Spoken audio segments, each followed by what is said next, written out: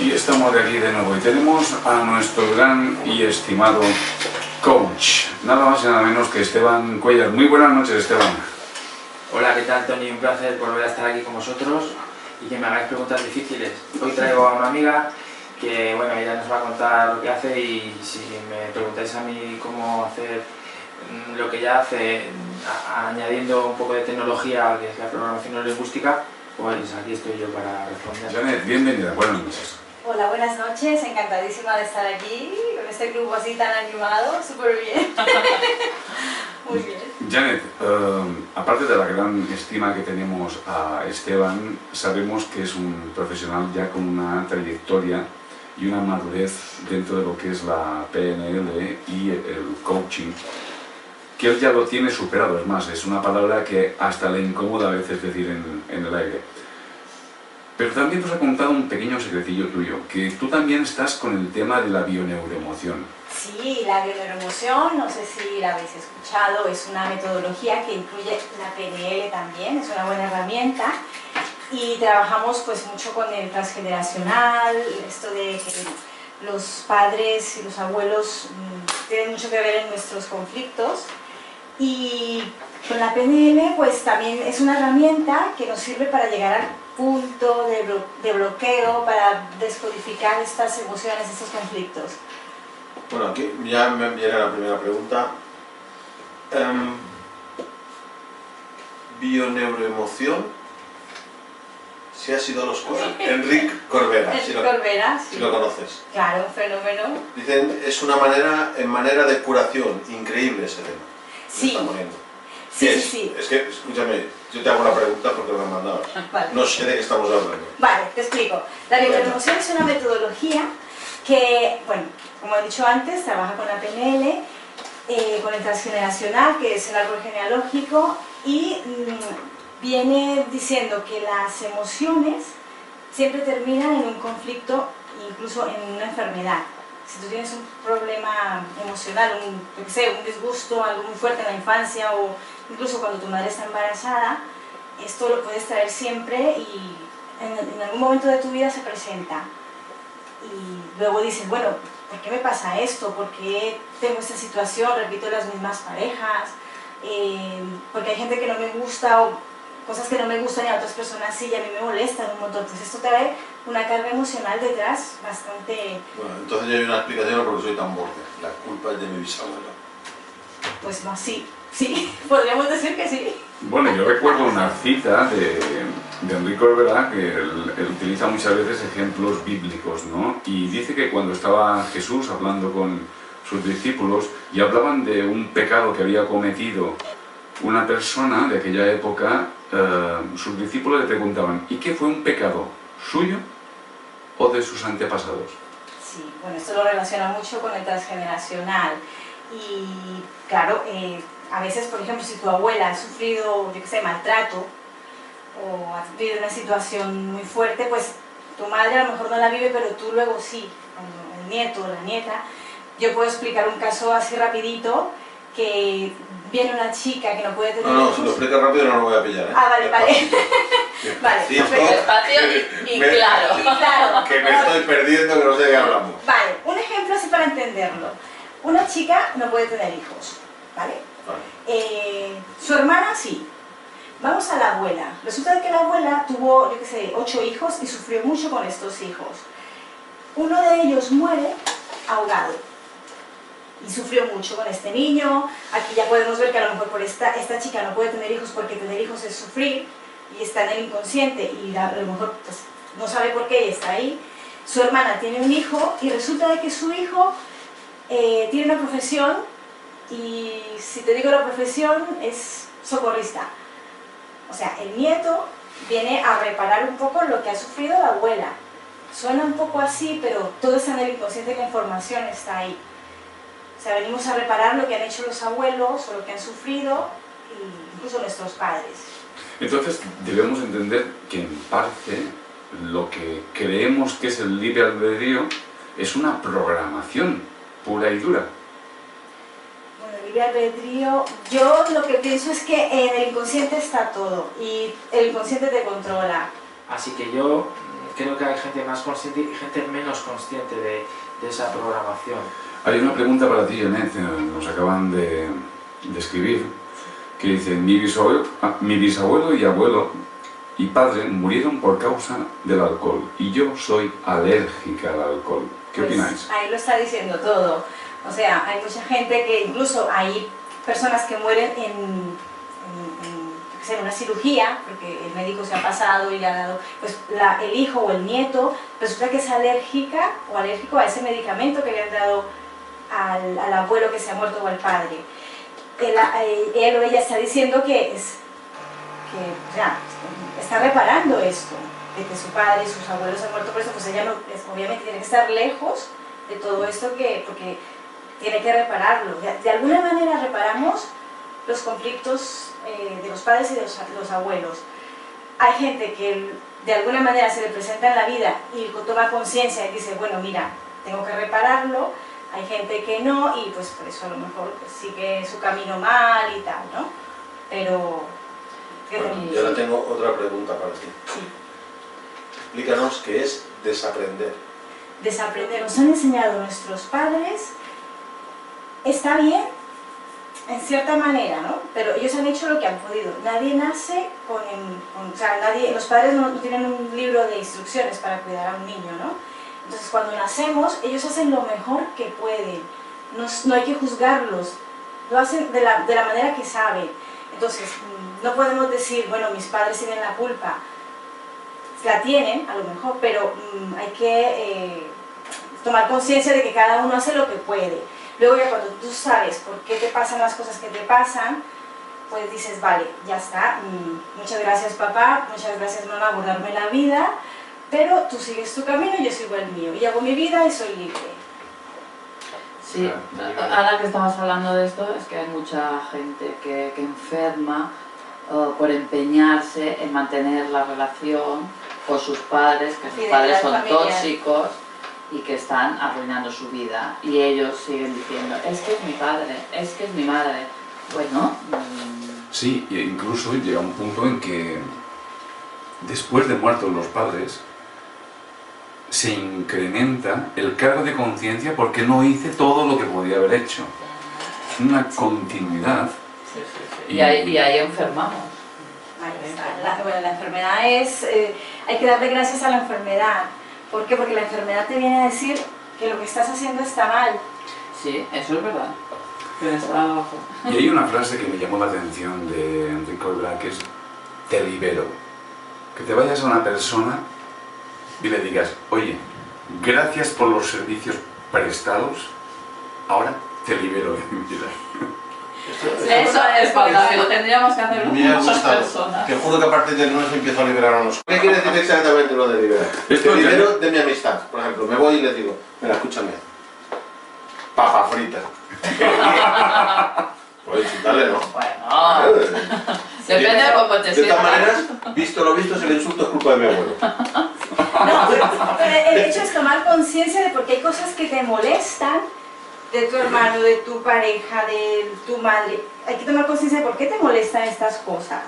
Cuando tomas conciencia dices, vale, ya perdonas, ya no ves el error de los demás, no lo ves. O sea, de hecho, cuando nosotros vemos un error en los demás, es el error que tenemos en nosotros mismos. Yo tengo una frase genial de mi hijo pequeño. Decía, mis defectos no me molestan los de los demás. Exactamente. Y a mí me pasa lo mismo, yo me encuentro un tipo cojonudo. Estoy vosotros, si me entendéis. Y había un concepto también que decía Enrique, que era la sombra, ¿no? Que lo adoptó de Carl Gustav Jung. Sí. ¿Cómo entendéis en bioneuroemoción la sombra? Pues la sombra es, a ver, yo voy a dar un ejemplo. Por ejemplo, aquel papá, ¿no?, que está en el trabajo y es un excelente empleado, es muy bien, trabaja, está con su corbatita, todo perfecto, y se aguanta el jefe, todo. Llega a casa y le da una patada al juguete de su hijo porque está en medio y maltrata a su mujer. Esto es la sombra. La sombra se presenta después, cuando llegas a casa y... La sombra vendría a ser quien realmente es ese cabrón. Exactamente, lo que tienes ahí Eso es lo dentro. único que hace. Porque yo, esto es que lo que estás describiendo, me estás describiendo a mi padre perfectamente. Cara al público encantador, tal y cual, pero a mí unas palizas que te cagas. Eso es la sombra. Y luego te ponemos, no, o sea, nos ponemos unas Y después máscaras. sales y todo el mundo dice, pero que no era mal hombre. No, era un hijo de puta, pero malo no era. Exactamente. Las Claro, máscaras. cuando, las cuando máscaras. muere una mujer víctima de maltrato, dicen, ay, pero si era un hombre encantador, La sombra. sombra. Me ha gustado esto, ¿eh? Me estoy empezando a enterar de algo. De la sombra lo entiendo. Estás empezando a No, pero curar. ¿sabes qué pasa? La conciencia cura. Es que no me voy a curar, no me voy a curar No, es jamás. por hablar de todo Yo lo esto, porque intento aquí hace 8 años y no. Bueno, No, yo no he curado nada. Ya lo doy por perdido. No hay que No, curarlo. ella es una alumna aventajada, es como una ángel de blanco, así, Oye, esta luz que... Todo, Oh, realmente todo depende también del contexto en que nos desenvolvemos. Si entendemos que la máscara, las personales, lo que, lo que definimos como personalidad, no es más que un instrumento que mi mente ha adquirido para desenvolverme dentro de un determinado contexto ante unas determinadas personas. Lo importante es el uso, la utilización, el sentido de ese instrumento. Ya nos decía Buda que... ¿El gordo? Sí, bueno, caso de a veces es más a veces es más lento, pero he visto algún monje tibetano que se pone guapo de bollos. Bueno, deciros que justamente Buda decía que la mente, no te creas que eres tú. No olvides que tú no eres tu mente. Tu mente solamente es un instrumento. ¿Cómo casaría eso con la PNL y con la bioneuroemoción? Eso es para... Las preguntas difíciles para Eso, él. escúchame, eso para seguir la tradición de preguntas Claro. difíciles. Una pregunta que te hacía el profesor y apretabas el culo. Y te andabas acojonado. Decía, y ahora a continuación viene la social porque no sé de qué coño me está hablando. No, a ver, tú sabes que yo no me acojono con facilidad. Ay, dale. Aunque me estén golpeando duro, aunque esté contra las cuerdas, siempre estoy en el fondo pensando en mi objetivo y en mi visión. Digo, aunque me estés matando, soy ese tipo de hombre que moriría antes de dejarte ganar. Ay, sí, señor. Entonces, esto me recuerda A mí es Rambo. a un libro que me leí cuando iba a la universidad, que era la percepción de la realidad, de un psiquiatra, que bueno, la percepción y tal. Bueno, la cuestión es muy simple la respuesta. Tú tienes una serie de creencias sobre ti mismo y otros tienes una creencia sobre quién eres tú. Las dos son igual de importantes. Ambas son sobre tu máscara, sobre tu yo superficial, tu yo racional, el que decía Tony que se ha creado con el contexto para sobrevivir a él. Pero tú no eres eso. Tú no eres eso. Eso es una parte pequeña de ti. Entonces, por una parte está la identidad, quien tú realmente eres en el nivel del ser y quién crees que eres o otros creen que tú eres. Yo creo que hasta podríamos ir más lejos. Creo que somos un mismo ser observándonos en... Una cosa, os voy a ser sincero, podemos ir lo lejos que queráis. Pero yo sigo igual, estoy Queda igual. pero también si uno está bien, como, a ver, si no hay que... Si estás bien y tu vida está bien y va genial, pues no hay que descodificar nada, no hay que desbloquear nada, ¿no? Pues Sí. Adelante, hay que seguir así. Pero no hay que entrar dentro de un pensamiento mágico pendejo. No, es una idea de niveles, o sea, esto está científicamente estudiado, comprobado y demostrado. Nosotros en PNL trabajamos con 7 niveles, que el que he dicho de la identidad es el más elevado, el contexto, los comportamientos, las habilidades, la creencia, los valores y la identidad, quien tú eres, que tiene esas creencias y que se comporta de esa manera en ese contexto.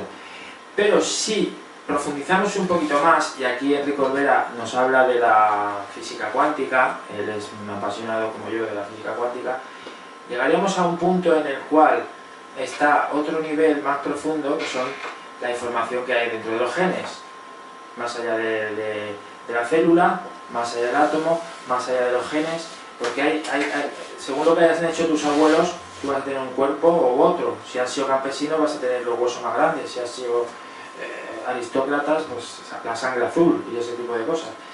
Pero en el nivel más allá de la materia está la información y está la energía. Y en ese nivel es donde está en los genes la información, ¿no?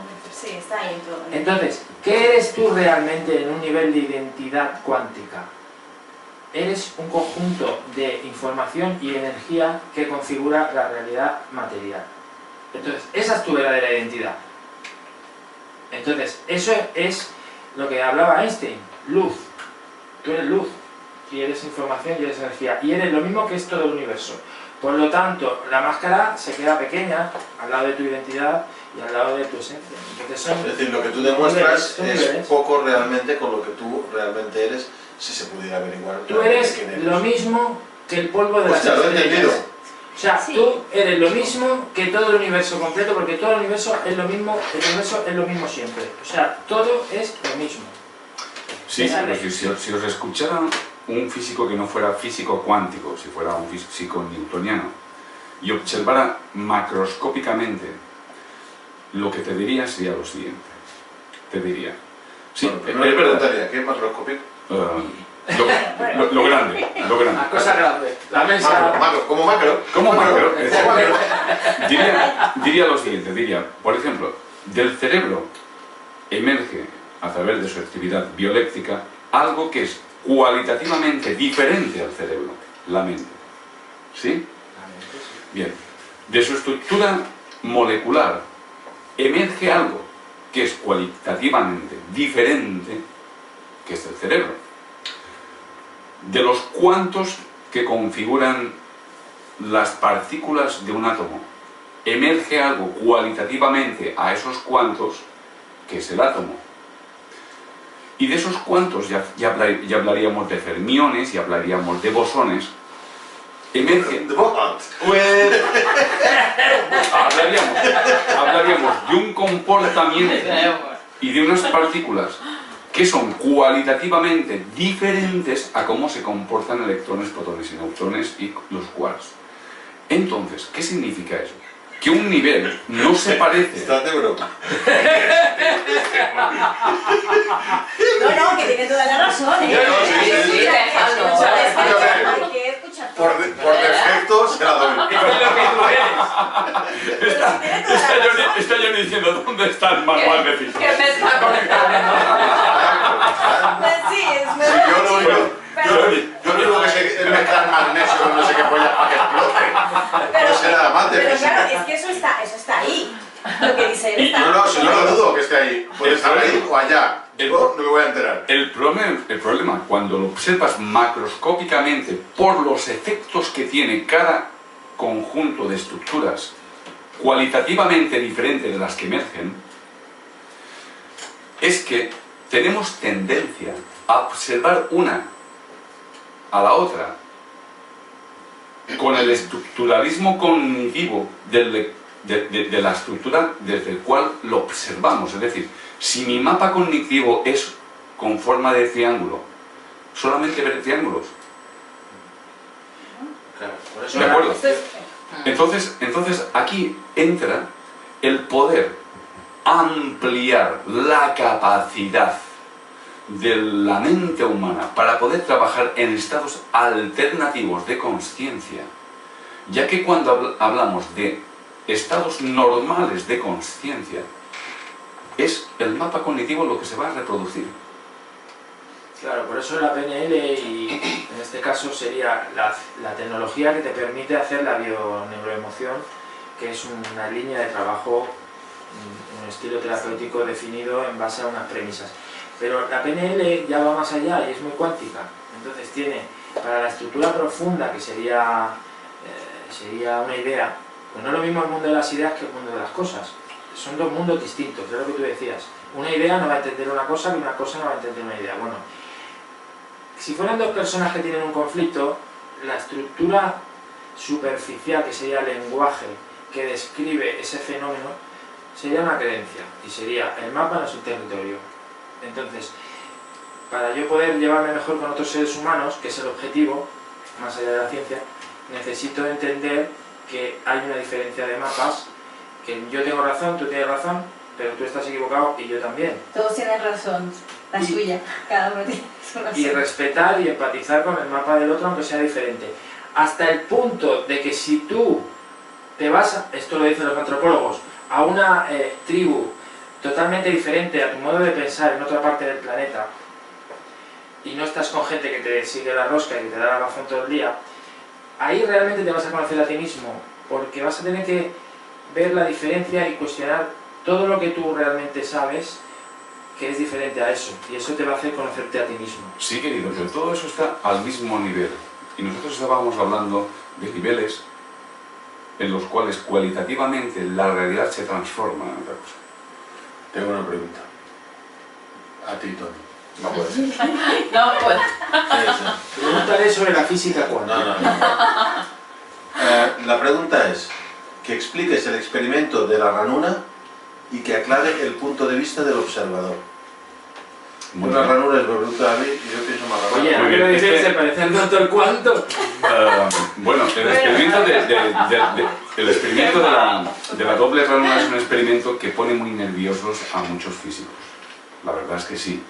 Porque lo que, para resumir y no extenderme demasiado porque ya el tiempo nos ha pillado, es que una partícula deja de comportarse como partícula y se transforma en onda. ¿Y eso qué significa? Ese es el punto. Significa que en Oxford, en Cambridge, en Harvard, ya no hablan de materia o de energía, hablan de información.